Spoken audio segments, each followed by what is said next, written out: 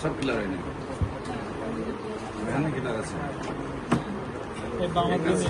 তখন সামনের মাসে জন হয়ে যাবে।